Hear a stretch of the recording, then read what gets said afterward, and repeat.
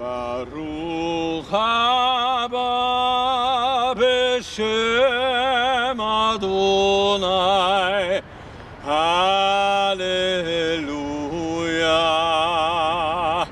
Baruch haba b'shem Adonai, Hallelujah. So, dear friends of Venezuela, who is longing for justice, here I am again with Dr. Mendez, and I have only a few questions this time. What would your message be to the U.S. government? To the U.S. is very simple.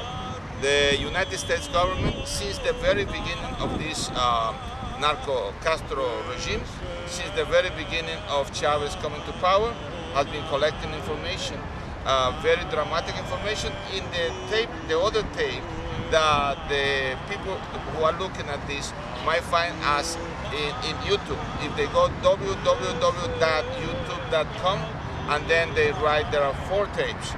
The first tape is in English and the third tape is in English. It's enough is enough, space number 1. It's enough is enough, space 2, number 2, Jose Mendez. Enough is enough, number 3, Jose Mendez. And enough is enough. My call to the Venezuelan Armed Forces, number 4.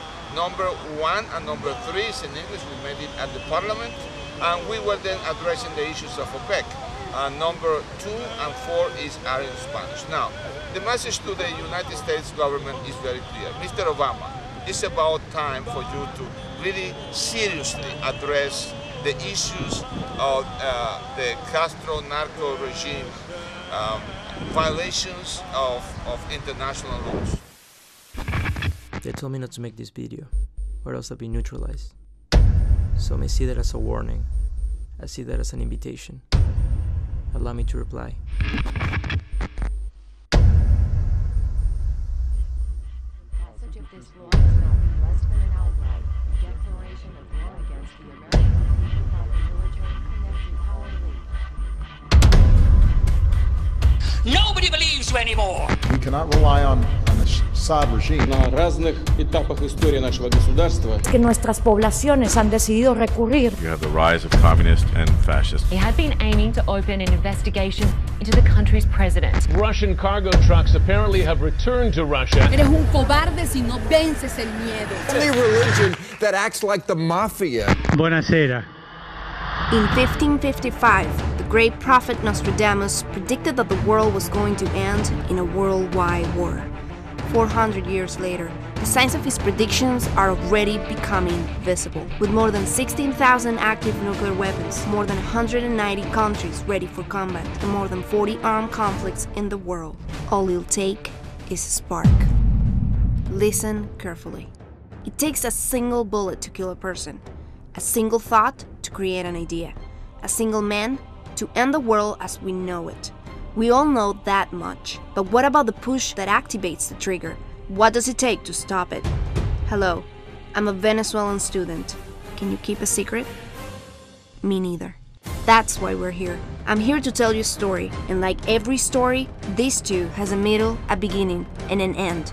However, the most shocking thing about this story is not the structure of its narrative, but how little you know of it, and how much it connects back to your life. The world we live in is made up of 2 sides, those who have control and those who want control. Everyone else is just a pawn of the game. Those who have control will do anything to maintain it, and those who want it will do anything to gain it. The thing you may not know is that the key that could break the balance between these 2 forces lies within the boundaries of a single nation. When typed into the web, pictures of gorgeous women and beautiful landscapes fill the screen. However, if you dig deeper, you'll discover that behind all this beauty lies a secret whose content has never been shared. Perhaps you've heard of this nation. Perhaps you've seen videos of what's happening. Perhaps you think you have a really good idea what's going on. But I'm here to tell you, you don't.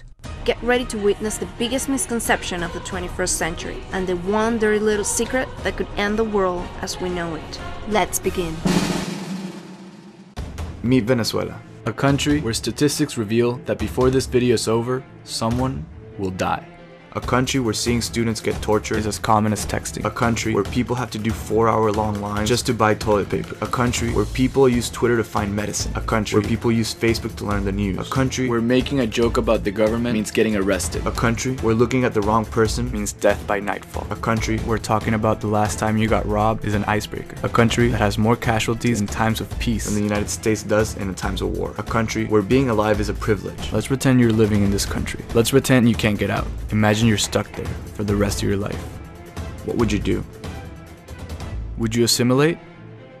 Or would you fight the system? While you're thinking about it, they already gave their answer. On February 12th, 2014, the students of Venezuela said, "I had enough." They raised their voices and stood up in behalf of the nation. They took it to the streets to demand freedom, to demand justice, to demand compassion, to demand a change.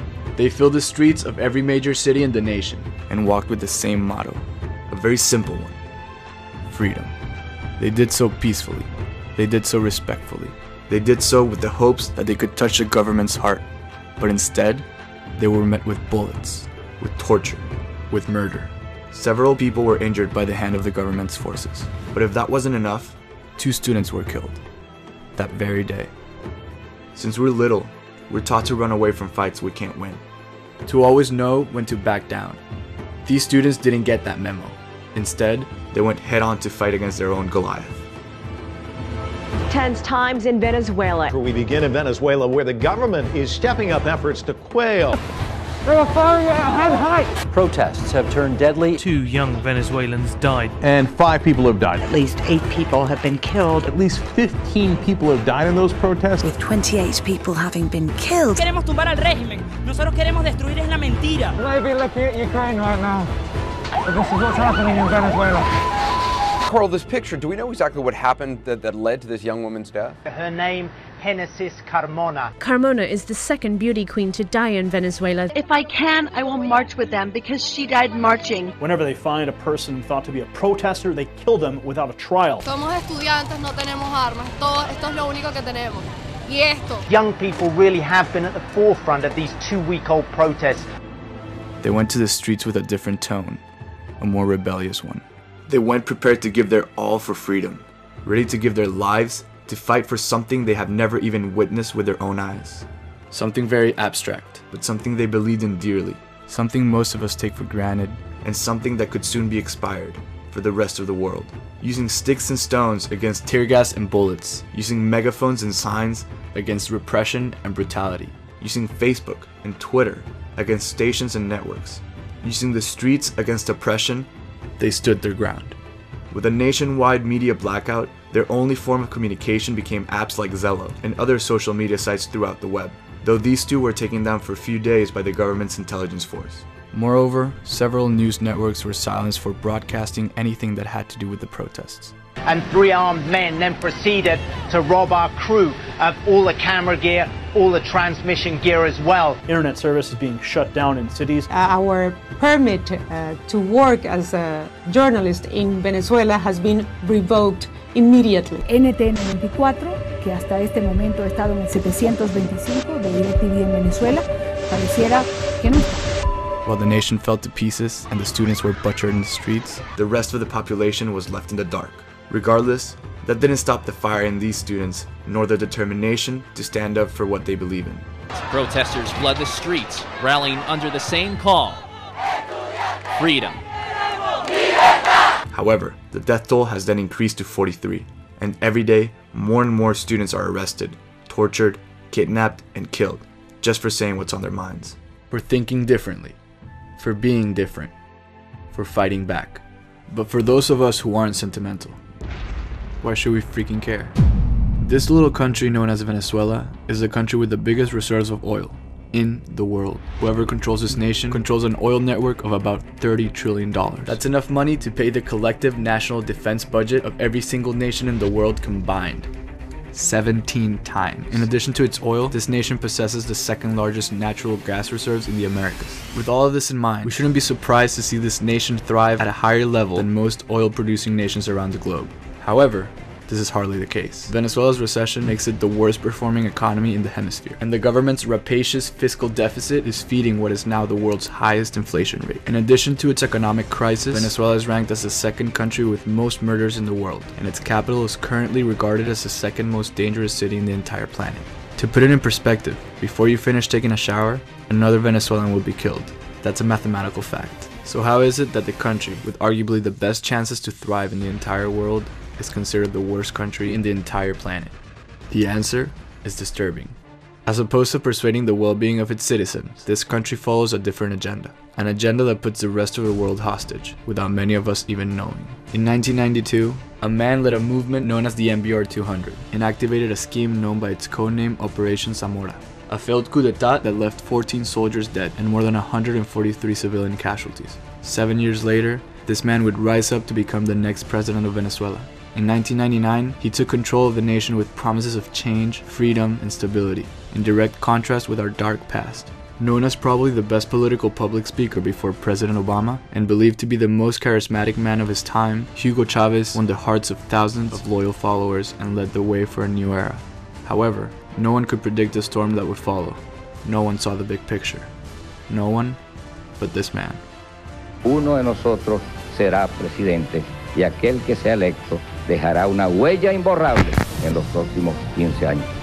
Though Venezuela has more than enough resources to thrive, its richness ends up going somewhere else, where this nation serves not its people, but a different master.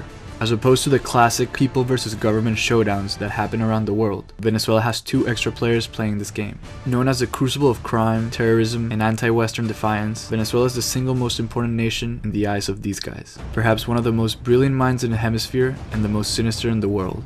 The Castros. The brothers who have successfully survived more than 500 assassination attempts by the CIA and brought the island of Cuba to its knees for more than 5 decades. Under international watch, under radical resistance, under direct American defiance. And thus, we meet the first extra player of this conflict, the Cuban Empire. Cuba's expertise is in control, and that's what Chavez needs right now. Cuba needs Venezuela, Venezuela needs Cuba, and Cubans need the oil. As of 1999, Fidel Castro officially became Chavez's mentor. From then on, every economic, social, and political decision Venezuela underwent was first assessed and approved by the Castros. The nation of Cuba is now known by many among the most influential communist countries in the world, with more than 9 armed nations following its every footstep after pledging loyalty to the island. They are, after all, the legacy of a nightmare. The legacy of a ghost that once assumed defeat, but is now gaining strength and power, waiting for the perfect moment to rise.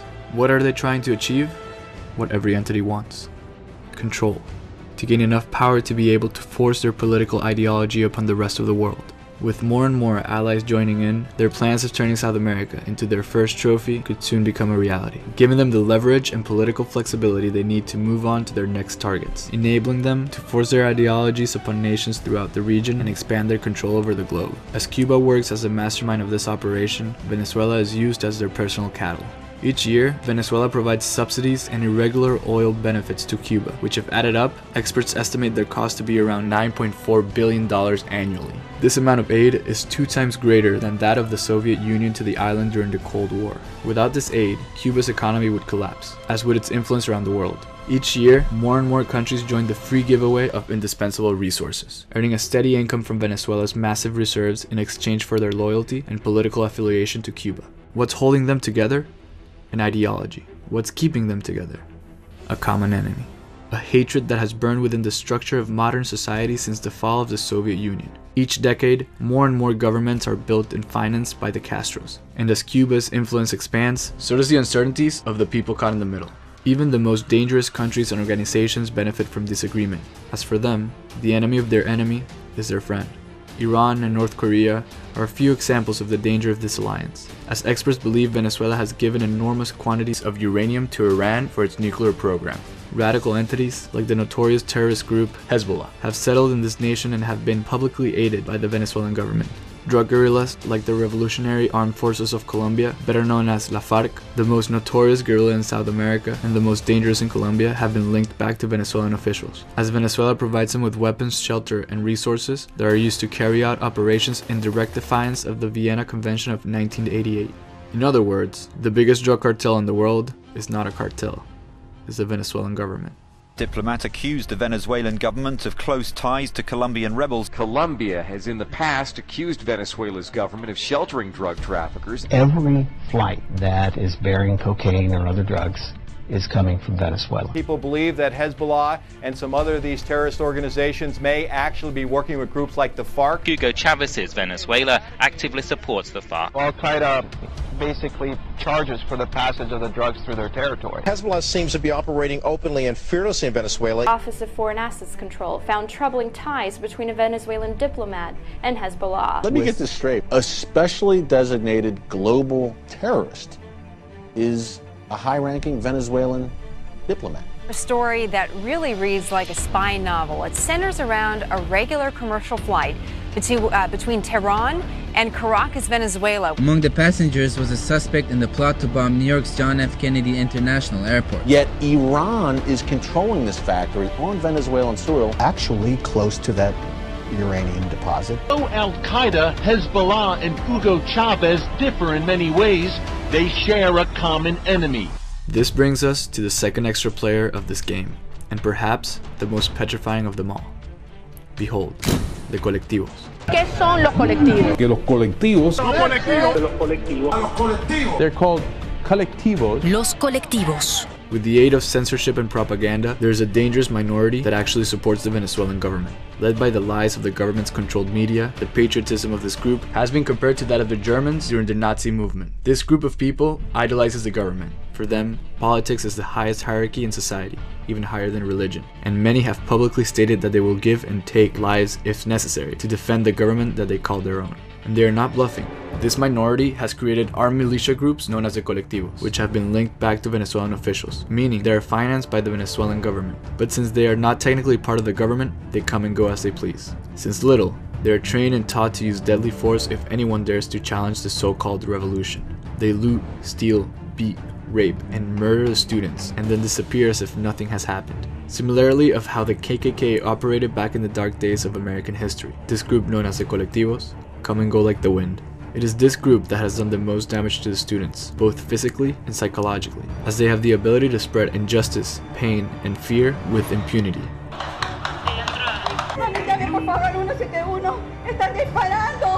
These three players joined forces to fight against these students, who are virtually all alone. And thus, we are left to witness a vicious 3 versus 1 showdown. A nation of students alone against 3 powerful entities, 2 regimes, and 1 man's hatred. The worst part is that these students are fighting them, all on their own. Even their political allies turned their backs on them. Leopoldo López, one of the only politicians at the time who had the courage to stand up to defend the students, has been rotting in jail for the past 12 months after the government issued a warrant for his arrest. On February 18, 2014, Leopoldo López turned himself in with the hopes of waking up the international community. From his jail cell, he wrote, "I'd rather explain to my kids why I'm in prison than to explain to them why they have no country." As he walked towards his imprisonment, more than 100,000 students walked along his side, showing their gratitude and their respect for his ultimate sacrifice. To this day, Leopoldo López is still imprisoned, just for speaking out against injustice and for trying to defend these students, leaving his wife and 2 kids without a husband, without the father, and all of the students without a leader. The 3 political prisoners, each of whom embody Mandela's courage and commitment and who are heroic role models in their own right, including Venezuelan opposition leader Leopoldo López, imprisoned for his advocacy of democratic reform. Like him, there are more than 40 political prisoners arrested and wanted for having the courage to speak out against oppression. But even that number is overshadowed by the amount of students that have been arrested since that epic February 12th. Their crimes? Thinking differently. Their sin? Fighting back. Now, drug cartels, criminals, and terrorists from all over the world use South America as their personal haven and can now carry out operations around the globe. Operations that affect the whole world every single day, while still being protected by the political shield of this nation. All of this has been possible thanks to the dismantling of this nation's political structure and massive resources. And this dismantling has been possible thanks to the insidiousness and charisma of this man. However, the one thing the Castros never imagined would happen, eventually happened. We're going to start off today with some breaking news from Venezuela. We just got word that Venezuelan President Hugo Chavez has died. The 58-year-old leader succumbed to cancer this afternoon. He suffered a series of health complications following his return from cancer treatment in Cuba. According to The Week, the Venezuelan leader had already chosen Maduro as his successor. And just then, the most crucial piece in their plans was now vulnerable. Their most secure dependency was now fragile. A nation tied down by one man was now awakening for the first time. Now, Nicolás Maduro holds the chains of this nation, and he isn't planning on breaking them anytime soon. These students have been fighting the weight of the underground world for more than a whole year, yet they kept fighting. They fight night and day, giving all the glory not to their names, but to a mask made of plastic. A mask that will bring them no profit, but still, they wear it as a symbol of courage, as a symbol of noble defiance. And it is this defiance that has become the single biggest threat to the underground world of criminals and fascism. As you can probably tell by now, these students aren't just getting killed for Maduro's entertainment. They're a threat to the stability of this regime. Therefore, they pose a threat to the underground networks of terrorists and cartels. And as long as they're breathing, these entities will do anything to protect their only haven. You may be wondering, how has this country been able to get away with something like this for so long? But the answer to that question is not that complex. In the world we live in, where there is money, there's a way. To retain their power on a global scale, this government knows they must pretend to play by the rules on the international stage, and thus, this government has invested billions to create a campaign that portrays their political system as free and democratic. However, countless of independent experts and organizations have condemned the Venezuelan electoral process as one of the shadiest in the hemisphere, and many studies and investigations have accused the Venezuelan government of committing fraud on every major election. But regardless of all these claims, one peculiar organization still stands strong and endorses the Venezuelan electoral process to this day. It is this organization that has given the Venezuelan government the leverage they need on the international stage. This organization is no other than the Carter Center. I would say that the election process in Venezuela is the best in the world. What many people don't know is that this organization is as shady as the American banking system. This organization is sustained by the heavy donations of several regimes from the Middle East, regimes that share strong political ties to the Venezuelan government. Calling this organization biased is an understatement. Even the family of the now dead terrorist Osama bin Laden has donated over $1 million to this organization, making their affiliations and motives a bit suspicious, to say the least. As a result, Venezuela enjoys the protections and benefits of most democratic nations, while maintaining its people hostage under a totalitarian anti-American agenda that has broken more conventions than any other nation in the world. But regardless of how many violations they commit, in their books, they're untouchable. Con transparencia total, privada. A Statusfy survey revealed that most people don't see Venezuela as a hostile nation. In fact, many people didn't even know of this nation's existence. This unawareness has given the government enough room to maneuver with little international resistance, allowing their agenda to go unchallenged, and thus permitting dangerous coalitions to be formed, therefore leaving the prey vulnerable to the predators. What do all the conflicts in the world have in common? Victims. There's always collateral damage in the quest for power, be it capitalist or socialist, left or right, liberal or conservative. Everyone wants control. Everyone wants power to promote their own agendas, but some want power for the sake of the game. And it is the people caught in the middle that suffer from this dreadful game. Many don't know what really goes down in this nation, and it's the Venezuelan students that pay for our ignorance. This so-called democratic government, though claiming it stands for justice and equality, has a different agenda to fulfill, one that is affecting the world we all live in, affecting your past, affecting your present, and potentially affecting your future. We can't let these students do our fighting for us, not when the stakes are that high, not when the outcome of this fight could potentially affect the lives of millions of people around the world. Just imagine the ripple effect that the fall of the Venezuelan regime would bring to the underground world. The fate of the lawless and the corrupt rests on whatever happens in Venezuela, and on who controls the cattle. Those who lurk underneath will soon have the necessary tools to rise, and when that happens, the rest of the world will then feel their wrath. That is, unless we do something about it. No society wants us to be free, because independent souls are a liability to those in control and to those in the pursuit of it. And as each side fights for power, we become nothing but pieces to control. As long as you keep up with the charade, you'll be left alone. But as soon as you defy the system and break free, you become dangerous to them. You become their enemy, and thus, you are treated accordingly. However, the most amazing thing is not how much power the system has. The most amazing thing is how little they care. Even after knowing the risks of fighting the system, even after knowing the consequences of defiance, and even after so much indifference from the international community, this next generation took a stand. Many people sit back and choose between the lesser of two evils. These students chose neither. Instead, They fight to create their own path, their own future. A future where the word freedom actually means something. They rose to the challenge and devoted their souls to the streets, their hearts to freedom, and they're here to stay. So now I ask, why do we even go to school? What's the point of studying history when you yourself are not a part of it? What's the point of reading books about Martin Luther King and Gandhi when you have to ask for permission to go to the bathroom? Being a student doesn't mean following the rules. It means finding meaning behind them. It means to be creative. It means to discover.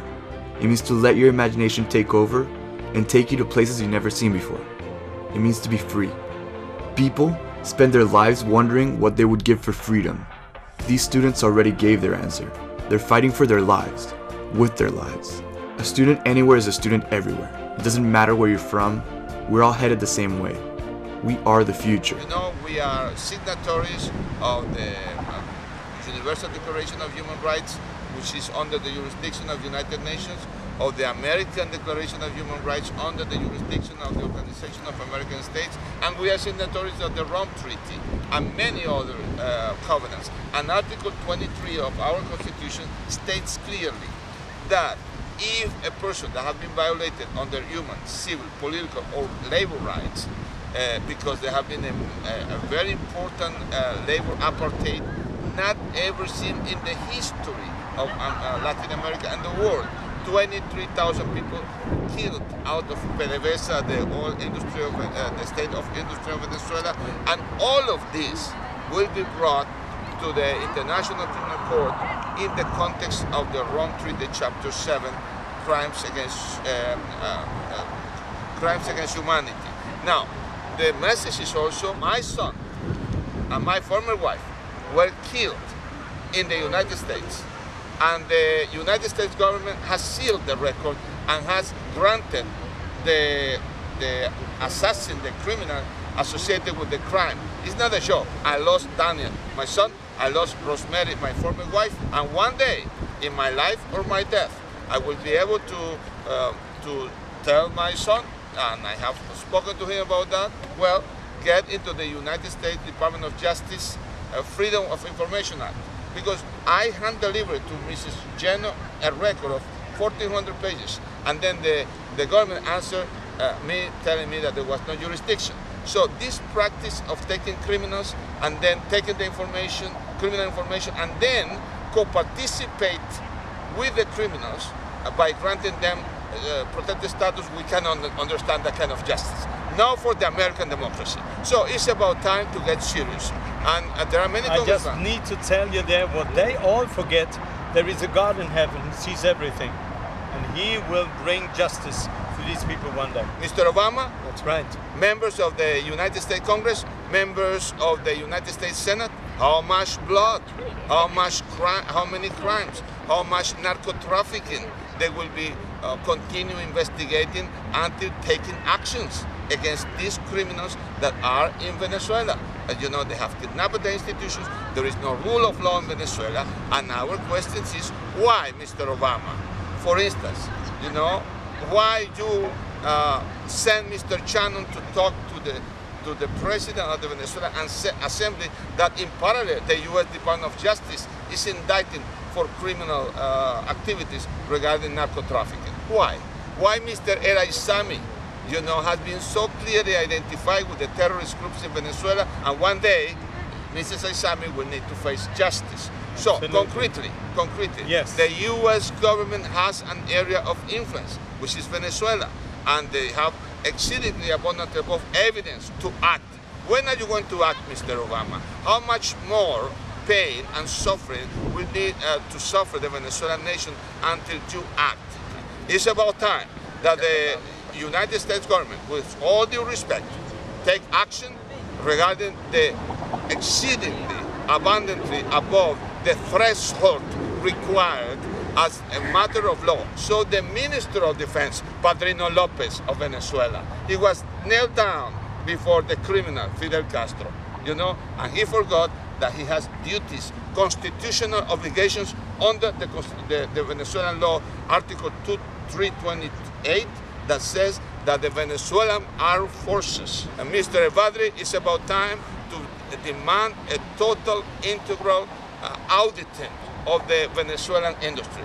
an auditing of all the financial reports, consolidated financial reports, 99 until the present. And this company, by the name of KPMG, has a lot to do with faking and fabricating and co-participating of the fraud of PDVSA. We came down to 2,300,000, and always they were fabricating a difference between what OPEC knew, that was the real production of oil, and what the Venezuelan government was reporting. Luis Gutierrez, you know me very well, and it's about time for you, the people that are sensitive to the Latin American issues, even immigration, because in the process, 2 million Venezuelans has been forced. You know, it's called displacement in Chapter 7 of the Rome Treaty. You know, forced to get out of the country. 23,000 of the best experts, managers, engineers, workers, and technicians were kicked out by Chavez to transform PDVSA into a criminal institution. Señora Tibisay Lucena, she is a criminal. And Jorge Rodriguez, he is a criminal.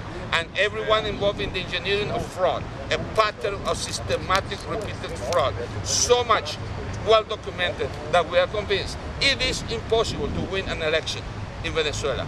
But because the wrath of the Venezuelan people, we need to sit down with the Russians, because Venezuelans are indebted to thousands of millions of dollars to renew supposedly our armed forces, but the armed forces of Cuba have benefited from this. And if we had licitation, none of this chatarra militar, Mr. Putin, my já v Moskvě jogoni vodu iměrný truby prašol. Tak to mi daš ni pogovoriti s vás. A me, Chavez is not an eternal commander. He is a criminal, and history will judge him as a criminal. And all of those he has left in power, Mr. Maduro is a criminal. He's a criminal because violating the law is a crime.